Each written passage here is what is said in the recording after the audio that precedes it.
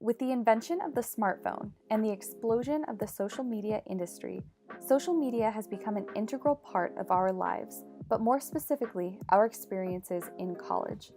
According to findings from the Pew Research Center, social media usage has increased nationally by almost 1,000% over the past 8 years for people between the ages of 18 and 29.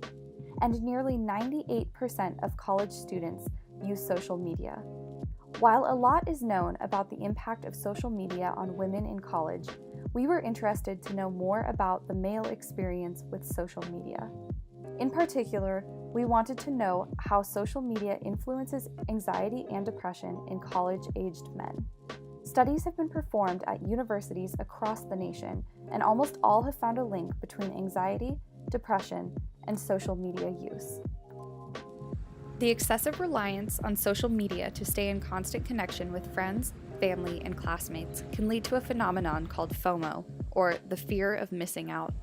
This adds to anxiety as students feel the need to constantly use social media to ensure that they are not missing an important social event. Yeah, sometimes it was hard, like maybe when you were at work and then I don't know, like on a break or actually when you were working, you would check your phone and you would see that your friends are at the beach or something. It used to give me like some level of anxiety is a word for it. That like I'm missing out on whatever experience I'm not getting that I'm seeing other people doing. Dislike social media greatly. I'm not a big fan, and yeah, it does. Gives people FOMO and anxiety because you see all these fun things and you might not be doing it, and you feel left out. So it gives me anxiety. I know it gives a lot of people anxiety, and so I don't like it for that matter.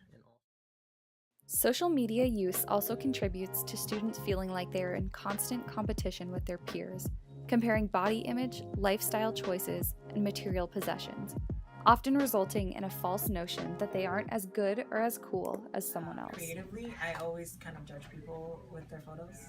I'm always like, that's a bad angle, why would you post that? Or that needed to be edited. Exposure to Instagram pages that can make us feel insecure or insignificant or having the fear of missing out, all these kinds of negative feelings.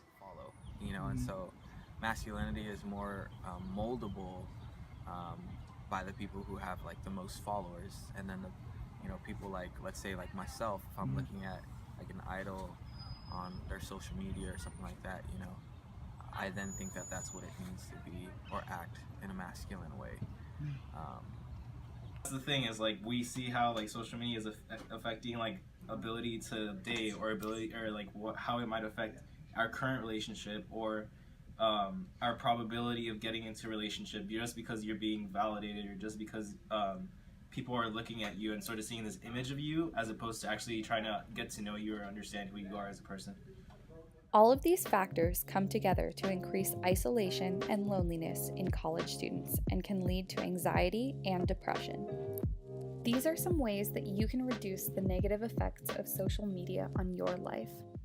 If I don't want to go on and see those platforms, I put them in a folder and put them towards like the end of my folders on my phone to make sure I don't like instinctively go there and I go to going on something like Reddit or something else that doesn't. I get that dose of like social media feel, but I don't see my other friends doing it to just remove myself from the idea that I'd be missing out on anything. My friends got used to it. When I got off social media, everybody was saying, oh, I should do the same thing. I think many people, when they hear that someone gives it up, in a way, they want the same. You start missing out things at first because you're not used to it and people are not used to it. But then when they know that you're not in social media anymore, they start to contact you in other ways. So they don't expect you to be in social media anymore. You don't expect to find out through social media. So you just learn to navigate through life without it. And then you forget what it was like when you had it. My life improved dramatically when I cut it out of my life. And so I only use it a little bit to check up on friends, but really not at all. These are a few other ways that you can get involved in preventing anxiety and depression caused by social media.